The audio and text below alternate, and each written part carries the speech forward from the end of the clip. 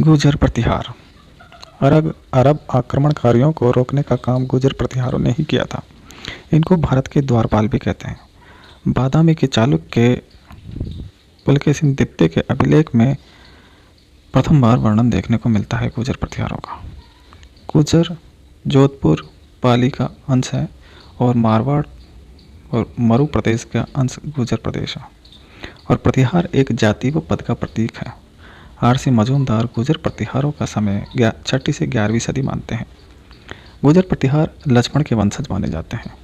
ऐसा मिहिर भोज की ग्वालियर अभिलेख से पता चलता है। अग्निकुंड सिद्धांत जो चंद्रप्रदाय के पृथ्वीराज रासों में है, उसमें 4 जातियों में से प्रतिहार भी एक थे। प्रतिहारों की 26 शाखाएं हैं, जिनमें से एक मंडोर जो जोधपुर की वो सबसे शक्तिशाली मानी जाती है। दूसरी भीनमाल यानी जालोर और कन्नौज शाखा। गुर्जर प्रतिहारों का आदि पुरुष या संस्थापक हरिश्चंद्र था। इनकी पत्नी भद्रा थी। इनके पुत्र थे भोग भट्ट, कदक, रज्जिल और दह। इन्होंने मिलकर के मंडोर को जीता था। रज्जिल से ही मंडोर की वंशावली शुरू होती है। एक प्रतिहार है झोट प्रतिहार।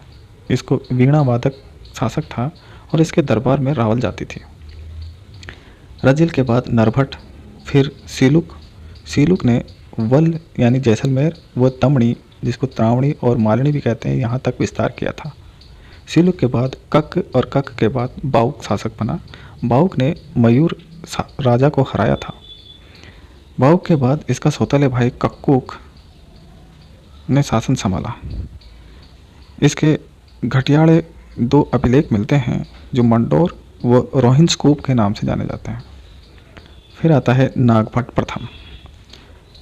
इसका दरबार नागावलोक कहलाता था। गुहिल, चौहान, राठौड़, परमार, चंदेल, चालुक्य नागभट्ट प्रथम के सामंत थे। अरब शासक जुनैद को हराना नागभट्ट प्रथम का काम था। नागभट्ट प्रथम को मलेच्छों का विनाशक की उपाधि मिली हुई थी, ऐसा ग्वालियर अभिलेख से पता चलता है। राष्ट्रकूट दंती दुर्ग हिरण्य गर्भदान यज्ञ उज्जैन के लिए आमंत्रित किया था नागभट्ट प्रथम ने। अवंतिका उज्जैन नागभट्ट प्रथम की दूसरी राजधानी थी। नागभट्ट प्रथम के और भी नाम थे, जिनमें इसको क्षत्रिय ब्राह्मण, राम का प्रतिहार, नारायण मूर्ति प्रतीक, नागावलोक, इंद्रदम्भ नाशक भी कहते हैं। नागभट्ट प्रथम के बाद देवराज शासक बना। देवराज के बाद वत्सराज शासक बना था। वत्सराज ही वास्तविक संस्थापक था गुर्जर प्रतिहार वंश का। वत्सराज को रणहस्तिन यानी युद्ध का राजा की उपाधि मिली हुई थी। वत्सराज के समय ही त्रिपक्षीय संघर्ष शुरू हुआ था, जिसमें बंगाल के पाल, मान्यखेत यानी कर्नाटक के राष्ट्रकूट और उज्जैन के प्रतिहारों के बीच संघर्ष था। वत्सराज वैष्णव धर्म का संरक्षण किया था, इसलिए इसको जय वराह की उपाधि भी दी गई थी। भीनमाल में राजस्व यज्ञ किया वत्सराज ने और बलि प्रबंध अभिलेख से सती प्रथा और नियोग प्रथा का पता चलता है वत्सराज के समय। बंगाल के पाल शासक धर्मपाल को मुंगेर या मुदंगिरी के युद्ध में हराया वत्सराज ने। राष्ट्रकूट ध्रुव प्रथम से वत्सराज हार गया था। ओसिया जोधपुर में एक सरोवर का निर्माण कराया। वो महावीर स्वामी जैन मंदिर बनवाया था वत्सराज ने। उद्योतन सूरी की कोयलेमाला और जिनसेन सूरी का हरिवंश पुराण की रचना वत्सराज के समय हुई। उसके बाद आता है नागभट्ट द्वितीय। नागभट्ट द्वितीय को परम भट्टारक महाराज अधिराज परमेश्वर बकुला अभिलेख से पता चलता है कि ये उपाधि थी। तुर्क, किरात, मत्स्य, वत्स विजेता नागभट्ट द्वितीय।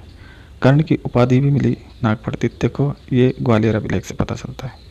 राष्ट्रकूट गोविंद तृतीय से नागभट्ट द्वितीय हार गया था। मुंगेर या मंडोर के युद्ध में धर्मपाल को हराया नागभट्ट द्वितीय ने। और त्रिपक्षीय संघर्ष जो 100 वर्षों के बाद खत्म हो गया, इसमें प्रतिहार विजेता रहे। इसमें कन्नौज के चक्रा युद्ध शासक को हराया था नागभट्ट द्वितीय ने और फिर कन्नौज को राजधानी बना लिया। मत्स्य, मालवा, काठियावाड़, किरात, वत्स, कौशाम्बी और तुर्कों को हराया नागभट्ट द्वितीय ने। इसके बाद नागभट्ट द्वितीय ने अंतिम समय में गंगा में जल समाधि ले ली थी। रामभद्र ये एक कमज़ोर शासक था। देवपाल ने रामभद्र को हरा दिया था। इसके बाद मिहिर भोज, जिसको भोज प्रथम कहते हैं, वो शासक बना। इसने पिता रामभद्र की हत्या कर दी थी, इसलिए मिहिर भोज को पितृहंता शासक कहते हैं। मिहिर भोज वैष्णव मतानुयायी था। स्वयं को विष्णु का अवतार कहता था मिहिर भोज। अरब यात्री सुलेमान मिहिर भोज को कट्टर मुस्लिम विरोधी मानता था और सुलेमान ने मिहिर भोज को क्रूर शासक भी बताया। सुलेमान मिहिर भोज को बरवा कहता था और काफिरों का देश भी कहा सुलेमान ने। मिहिर भोज के बारे में सुलेमान कहता है कि मिहिर भोज कवियों को प्रत्येक श्लोक पर 1,00,000 मुद्राएं देता था। मिहिर भोज की उपाधियां हैं प्रभास, जो दौलतपुर अभिलेख से पता चलता है, और दूसरी उपाधि आदिभरा, जो ग्वालियर अभिलेख से पता चलता है। उपाधियां हैं और सार्वभौम, मालवा चक्रवर्ती।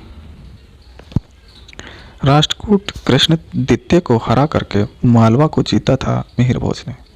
चांदी के त्रम सिक्के चलाए थे, जिनमें एक तरफ वराह की आकृति थी। राजधानी उज्जैन, दूसरी धार जो विद्या और कला का केंद्र थी, और तीसरी थी कन्नौज मिहिर भोज के समय। मिहिर भोज अरबों का अमित्र, इस्लाम का शत्रु और इस्लाम की दीवार के नाम से भी जाना जाता था। उसके बाद महेंद्रपाल प्रथम ने राष्ट्रकूट इंद्र तृतीय को हराया। महेंद्रपाल प्रथम के समय दरबारी कवि राजशेखर था, जिसने कपूर मंजरी, प्राकृत नाटक, काव्य मीमांसा, बाल रामायण, बाल महाभारत, विदसाल भंजिका, प्रचंड पांडव, भुवन कोश, हरविलास लिखे थे। महेंद्रपाल प्रथम के अन्य नाम थे रघुकुल चूड़ामणि, महिषपाल, महेंद्रा युद्ध, निर्भय राज। इसकी कुछ उपाधियां थी परम भट्टारक, परम भागवत, परम परमेश्वर। उसके बाद आता है महिपाल प्रथम। राजशेखर दरबारी था और बगदाद यानी इराक का अल मसूदी महिपाल प्रथम के दरबार में आया था। राष्ट्रकूट इंद्र तृतीय से महिपाल प्रथम हार गया, तो इंद्र तृतीय ने कन्नौज को नष्ट कर दिया। महिपाल प्रथम के अन्य नाम थे विनायकपाल, हेरम्बपाल।